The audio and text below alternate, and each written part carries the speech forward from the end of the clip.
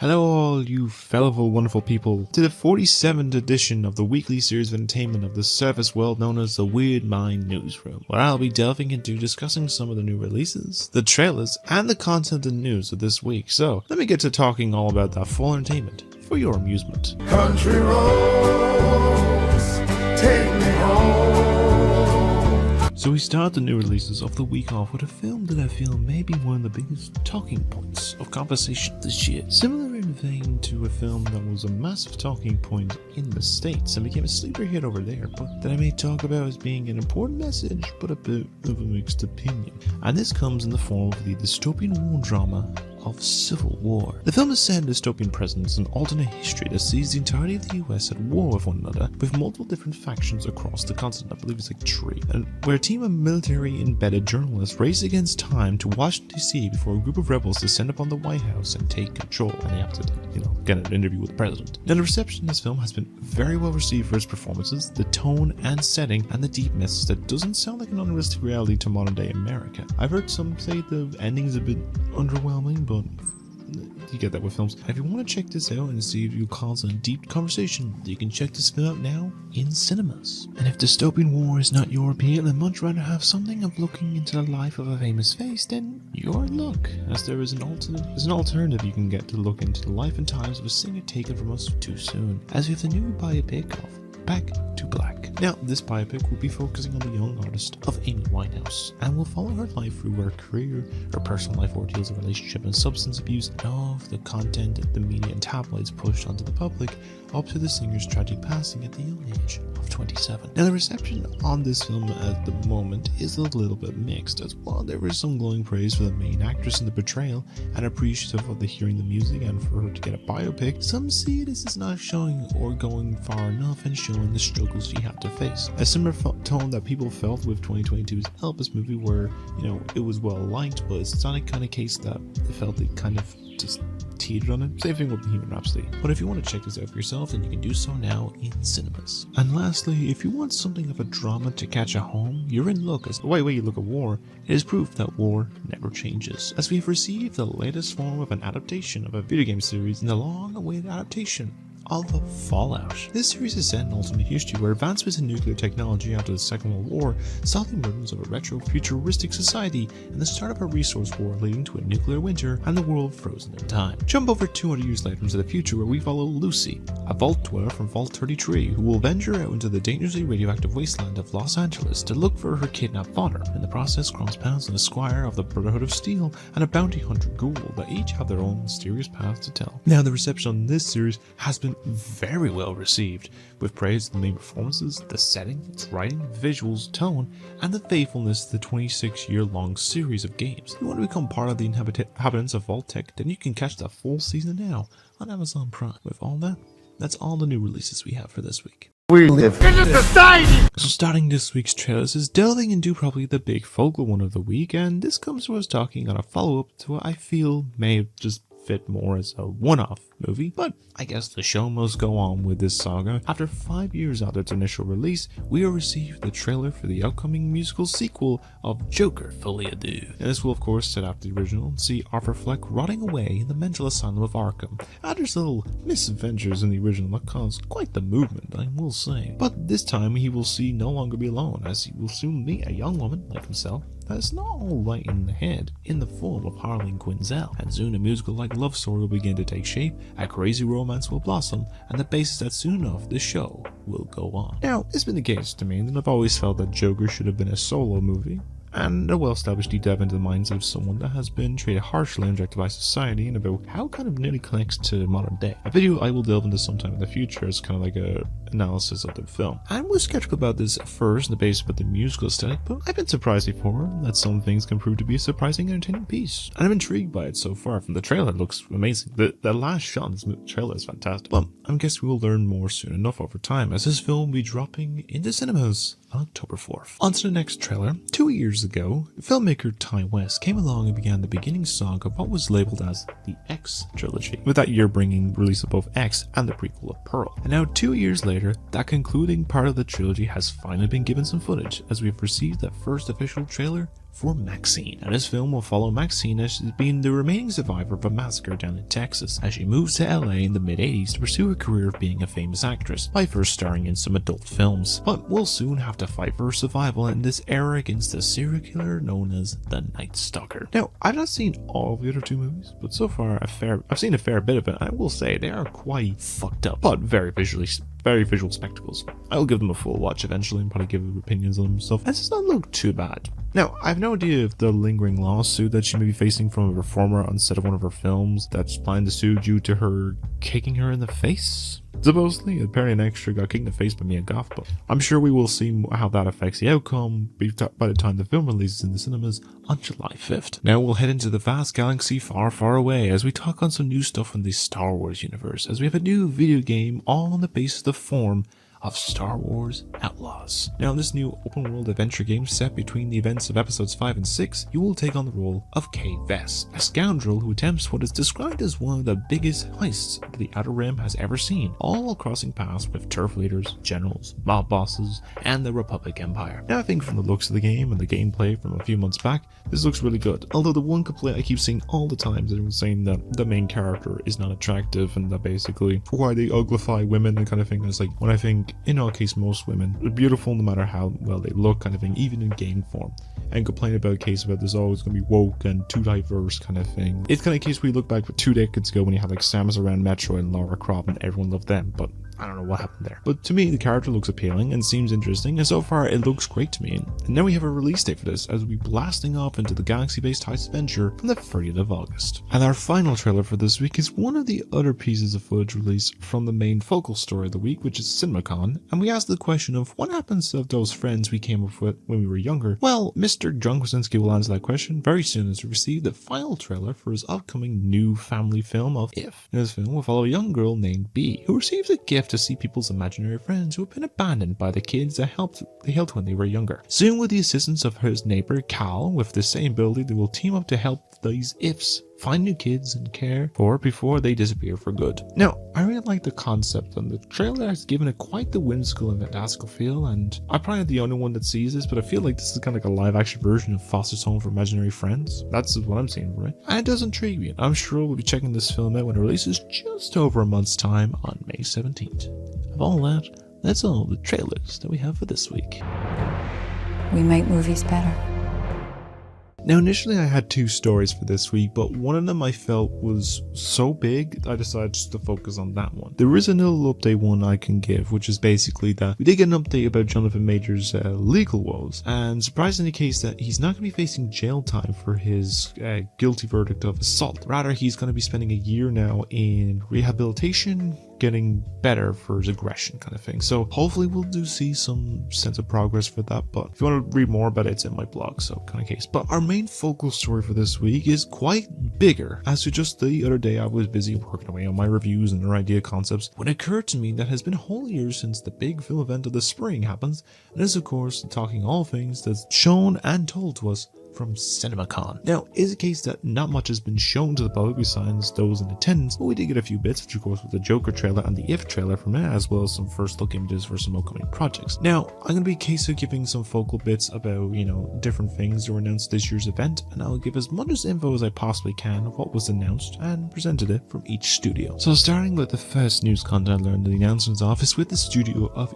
Universal Studios. So we got a fair few announcements and updates from the studio, and what they did unveil was as follows. So we learned from the event that the sequel to the smash hit video game franchise adaptation of Five Nights at Freddy's is getting a sequel, and it's not too long away now as well, as it's been confirmed for a release date now in the fall of 2025. We also with a first look image of the Jim Henson studio working on the new animatronic, which I'm guessing is either the mangle or maybe a form of a mesh build for the puppet. Don't know yet. So next time we got some footage of the surprise sequel to Twisters coming along, which was shown that seems some of the main cast figuring ways to try and stop the destruction and the devastation of the more powerful storm from causing much more deadlier carnage, and combine the element of practical and impractical methods to stop the storms. He then retreated to an extended scene of the upcoming sequel to Despicable Me 4, which was a focus on the scene from the trailer, which was Gru, 2 of the minions, Gru Jr., and the new wannabe villain of Poppy, who is played by Joey King, infiltrating a castle to capture a honey badger from an elderly villain. They next then showed the upcoming footage for the DreamWorks movie of The Wild Robot, which shows more of the beautiful visuals as well as some of the story with Roz, as well as some characters like Dr. Fox is going to be voiced by Pedro Pascal, as well as the motherly connection she will make with a small Gosling as a motherly Bond create with. Next was some first look footage was shown with some of the early film footage of upcoming Wolfman film that only started production there I think about 2 weeks ago, which is now confirmed for release of delayed into January of next year, that shows some of the main cast and the first shown forms of the transformation of the character into the titular Wolfman. Sounds interesting, and hopefully we'll probably see more over time. And then the last of the footage from the studio shown was of course some extended footage for the upcoming adaptation of Wicked starring Ariana Grande and Cynthia Erivo, which of course also unveiled some of the appearance of Michelle Yeoh as Madame Morrible, some bonding of Galinda and Afalba, as well as the first look appeared Dinklage's character of Dr. Dillamond, who is a CG goat in a suit, as well as Jeff Goldblum playing the Wizard of Oz. And that is essentially all we got from the Universal side of things. And tacked on with this one was, of course, of the bigger events, was with more of a little small focus one on Focus Features, which gave a little bit of an update on seeing the first trailer for Robert Eggers' upcoming new horror film of Nosferatu, giving the audience a first look at the film, a cast in motion, as well as the look at the creature in the film's title. Now, given it's releasing on Christmas Day, it may be in a short while before we will see this trailer. I'm thinking maybe by May? I don't know. You go in case of films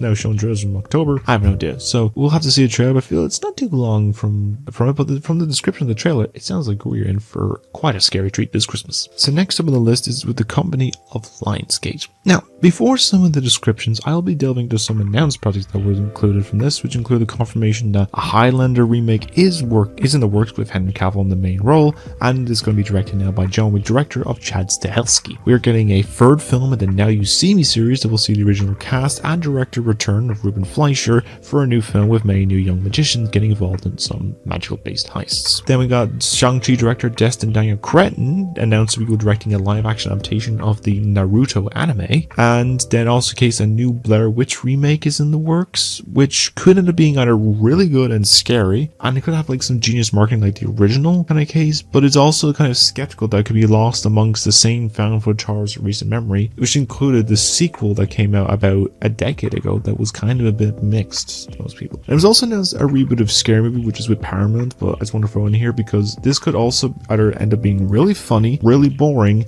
really dumb, or in most cases something in this will offend and cause controversy, but who knows, it's one of the three. And the last new announcements before we delve into the content we've known about already is that Margot Robbie is now going to be producing a new film based on the popular board game of Monopoly. We don't know much about it, whether or not she's going to be in the film or not, but I'm sure we'll learn over time. As for the known content, they unveiled some new footage of the upcoming adaptation of Borderlands that gave a bit more of a focus on the plot of them all after an ancient treasure hidden on the universe's worst planet, as well as being protective of a girl for the universe's biggest SOBs. We then got some footage of the upcoming reboot of The Crow that they promised to be different from the original film and not try and destroy the reputation kind of thing. And this one is more focused on the romance side of things with the main lead as well. The confirmation of this film has also just been delayed by about 2 months. It was initially for June 7th, it's now coming out on the 23rd of August. But this isn't the only delay from Lionsgate as well. It was also confirmed that the 11th movie in the Saw franchise has been delayed by a full year from September 2024 to September 2025. They also they unveiled some new footage for the upcoming release of the new entry of the Strangers series, with Strangers Chapter 1, which is of course the origins of the characters of the villains messing with the main leads, with them releasing at the end of next month. Then they showed some footage of the upcoming Halle Berry horror film of Never Let Go. That is a new kind of film about a protective mother and their 2 sons surviving in remote woods from a dangerous creature all akin to A Quiet Place and Bird Box, from what I've been reading from the description, which is now releasing in the spot of Saw this year in September. Following on from this is the confirmation that Guy Ritchie's next film, following next week's release of Ministry of Undeadly Warfare, which I believe is out next week, but I'm not fully sure yet, with a new film of The Grey that's starring Henry Cavill, Jake Gyllenhaal, and Isaac Gonzalez, who come together as a ragtag group of criminals on a shared mission of fame and revenge, with a release in January of next year. They then showed some new footage for the upcoming spin-offs of the John Wick universe with Ballerina, with her tale set between the chapters 3 and 4 of Ballerina out for revenge against those that killed her family, with the assistance appearance of John Wick himself, Keanu Reeves, as well as some other characters from the series, as was a new character being played by Norman Reedus. It sounds really cool and will be dropping next summer, as they delayed it to add more new cool action scenes and stuff like that kind of thing. So, all in case, before it ended with a comment on the first look footage of the upcoming biopic based on the King of Pop himself of Michael Jackson, with the footage covering all the eras of the musician's career from the early days of global stardom. Now, I know apparently the director of that Leaving Neverland documentary. Apparently he's read the script and says that it's very kind of doesn't really delve into much of like the in-depth and stuff, but I don't know where they're going to go with the case for this, but that's all we got from Lionsgate. So next side we're going over to Warner Bros, and the only footage that was released to the public, of course, was the first trailer to the Joker sequel that was unveiled at the event. In terms of the case of other stuff, they did show off an extended sneak peek at the upcoming prequel to next month's Mad Max Furiosa that was split into 3 parts. So the past of her being captured by Lord Dementus, played by Chris Hemsworth, and given to Morton Joe, her living and surviving in the wasteland now as Anya Taylor-Joy's character, and then her fight to kill the one who took her from her farm and wanting revenge on her captors in the all high-octane action, as well as finding a way to get back home. It was then shown some more extended footage of the upcoming sequel to Beetlejuice that expands on the trailer with new footage of the well-dressed demon and some of the underworld shenanigans we will see with the cast when that comes out this fall. It's also confirmed we're going to see a bit more of like, you know, the stop motion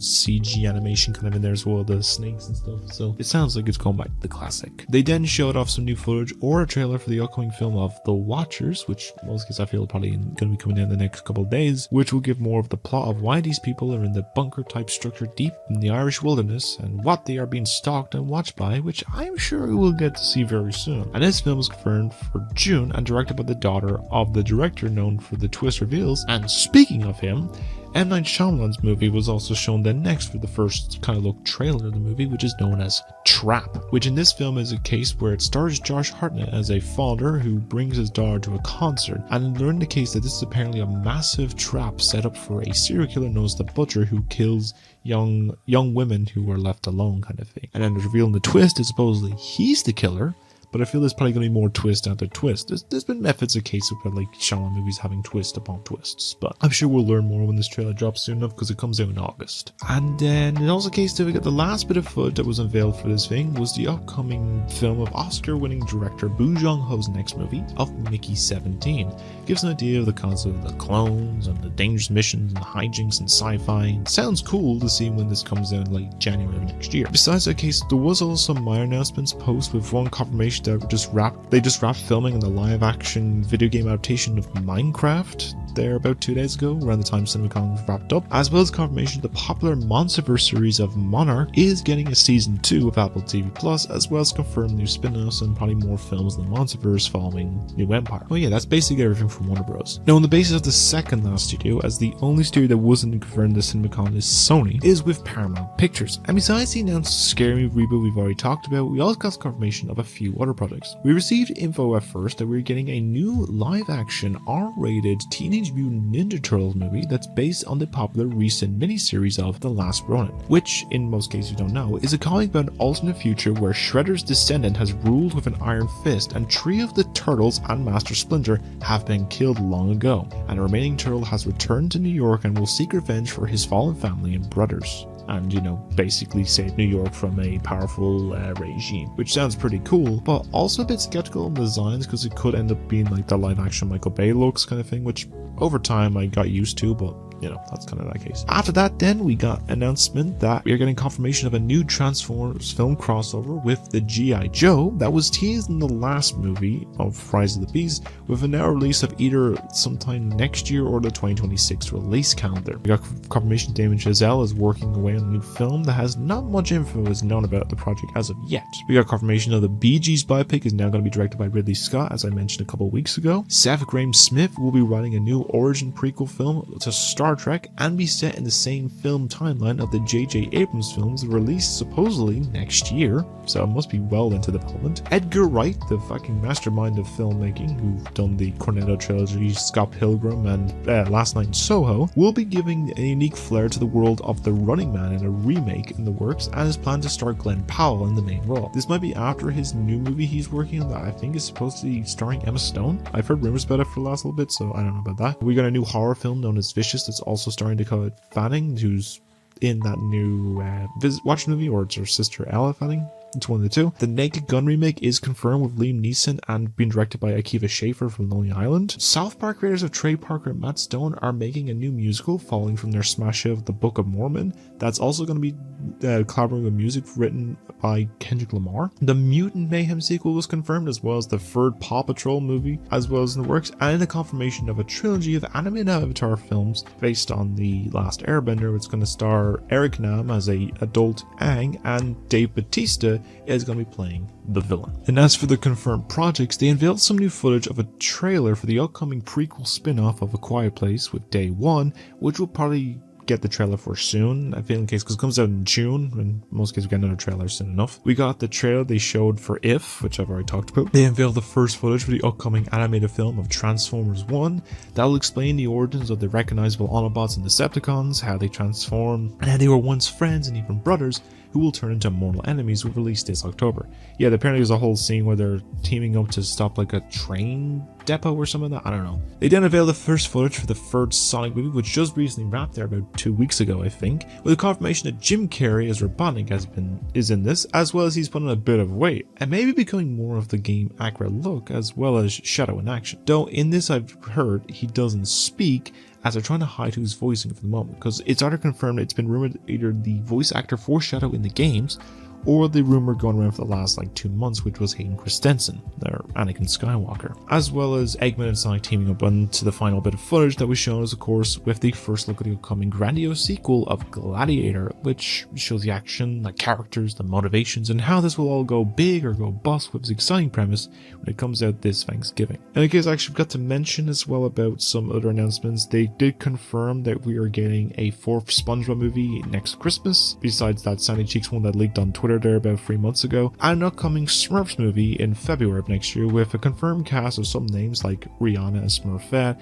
Nick Offerman, Kurt Russell, John Goodman, Zola Madrina, Amy Sedaris, Nick Kroll, James Corden, Sandra Oh, and many more. So there's a lot of characters. And that's everything from Paramount. And finally, we wrap up all this with the House and Mouse of Disney, as they've mainly had a focus of unveiling footage of their upcoming projects with the launch of the first 13 minutes of footage of the upcoming Kingdom of the Planet of the Apes, releasing in about 3 weeks' time, which focus on a forest community being attacked by apes with tasers and a bit of Noah on his quest of finding information of the past. They then were treated the first 9 minutes of footage for Deadpool and Wolverine, with Wade working with Bob as a used car salesman, and then some elements of the last 2 years, which is a case of, the whole birthday party scene we see in the trailer, in case of all the X-Men there, him and Vanessa are apparently not a thing or some of that, but not too much.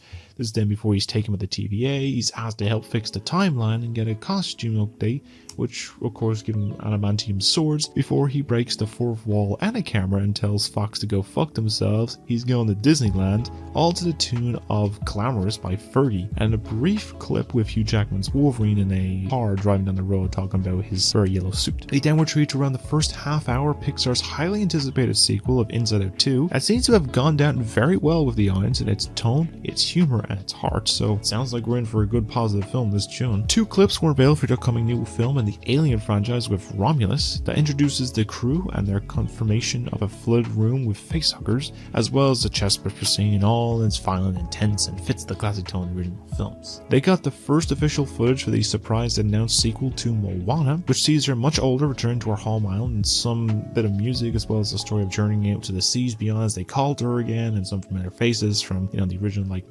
Mike Maui, Hey Hey, and Pig, and I think there's even some of the Kakamora people. Who knows if the big shiny YouTube character is also in this as well. They then provided a trailer for a new true story film called The Woman in the Sea, that's starring Daisy Ridley, about a famous woman back in the early 1900s who swam the English Channel and defied all odds against all the men. By the briefest of looks to the upcoming Mufasa film that sees some new locales like snowy mountains, African swamplands, and the deep jungles, with I think an appearance like Timon or Pumbaa as well in there, and Rafiki and a young Mufasa about his journey of how he will become a young lion to become the great leader everyone knows him as. We then confirmation of some slight change to Thunderbolts at the film title as an asterisk and the end, implying there may be more to the title. And then lastly, we got some new first look footage of the new Captain America film with Sam Wilson front and center.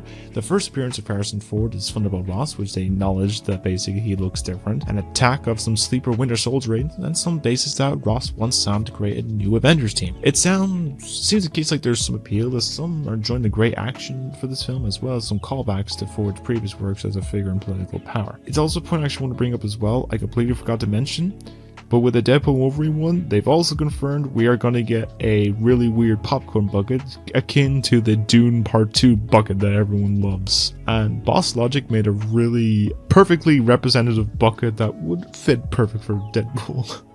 It's beautiful. And all of that, basically, that's everything that was unveiled at CinemaCon. Sure, we didn't see much of stuff, but given the case that a lot of time with these events, they kind of keep secret until the events and stuff, but I'm sure we'll probably see some of this either leak online, and we'll see some bits like release over time, you know, these trailers will probably drop soon enough. But yeah, it sounds very exciting. I'm looking forward to seeing all this content over the next year or so. But what are your thoughts on everything discussed? Is there anything you're looking forward to in particular? What are your opinions on everything discussed? Like, is there things you think that are gonna do well? Do you think it's gonna fail? What are surprise ones? What are gonna be disappointments? But I'd love to hear everything down below. And with that is all of the news stories that we have for this week. Be advised, I'm going Betty Bars. And with all of that, this brings us to the end of episode 47 of Weird Mind Newsroom. I hope you enjoyed my continuous ramblings. Yeah, little updates and stuff. So reviews wise, I know I mentioned Aquaman 2 is currently finished writing up. You can read the blog version in my blog below, but I'm going to do that video over the next couple of days. I did want to add on maybe one or two reviews that I have working on. I'm currently working on a second one as of now, which is another TV review, which is basically from one of this year, which is the Has Been Hotel series from Amazon Prime. I will get into that over time as well. I've added some other more recent ones, like I've seen Kung Fu Panda 4 this week, which I really enjoyed. I started watching Fallout. I watched the first episode, which is pretty good. I need to get the rest of the episodes. I need to get to Godzilla, I need to get to Monkey Man, get to Civil War and all that sort of stuff. I'll get to them. But basically, I've done this entire, like, kind of the roulette wheel kind of stuff of reviews and other videos. So it includes all, like, the rewatchathons, some, like, long form videos in there of opinions and stuff. I have, like, there's, like, one there, a special video of, like, you know, people's choice, which I might do as well, hand out to some people. The first one is focused on someone's, like, a special person me enjoyed, so, like, maybe someone like AI, or maybe with, like, some other opinions, like, their films they would like to see a review on kind of stuff. So I will focus on that as the first wave. I think that's, like, the 4th or 5th review, because first is Aquaman, then it's Has Been Hotel, then it's Argyle, and I think it's that, and then something else. There's a few mix of, like, games, movies, and shows in there. I might do some books in there as well, kind of thing, but I'll get to that point eventually. As mentioned, cases at that point, Rewatchathon is also on that list. That's going to be down the line somewhere, as well as some long form videos. Gameplay wise, I am going to do that maybe as a separate thing as well with the, like, Weird Mind Newsroom here, where I will delve into, you know, recording some stuff. I tried seeing if the camera I use here works for the PlayStation, but apparently Sony just wants a HD camera, so I have that in mind. I'm probably going to go pick it up later today, just so at least I can try and record something. I don't know whether or not to start with Hogwarts Legacy kind of thing as an idea, but I know in case that game is going to be very controversial, especially with what she's been going off on now on social media. She's completely gone unhinged. Like, she started single Holocaust denial stuff. It's weird. Like, I condemn everything she says. I support, you know, trans youth and everything like that, and every LGBTQ and everything like that. Just her opinions are just completely. But yeah, basically all that stuff is going to be work on the way, as well as some other ideas and stuff. So if you have ideas you want to see me make videos on as well, I'll add to the list, as well as a case of see how they're going to play on the long run. But this is where I'm going to leave the episode for now, because I feel like I've rambled on long enough and I'm tired of talking. But anyways, I hope you enjoyed listening to my videos, and if you want to see more from me and more frequently, then why not like the video and subscribe, as I upload new videos every single week. I think my goal for this year is I want to at least reach 100 subs. I'm about 52, so, and it's now middle of April, so we have a bit of time. Maybe a milestone, maybe like 60 subs by the 1 year anniversary, which I believe is the 1st of June, I think. But yeah, we'll see how it goes. Anyways, leave your thoughts on everything that was discussed this week. Share around to people. Of course, you all stay being wonderful people, because you all are wonderful people. And have a great day every day. Do many great things and keep being you, because no one else could do what you do. Anyways, I'm gonna leave it there for now. So I'll see you all in the next video. So take care, everybody, and goodbye.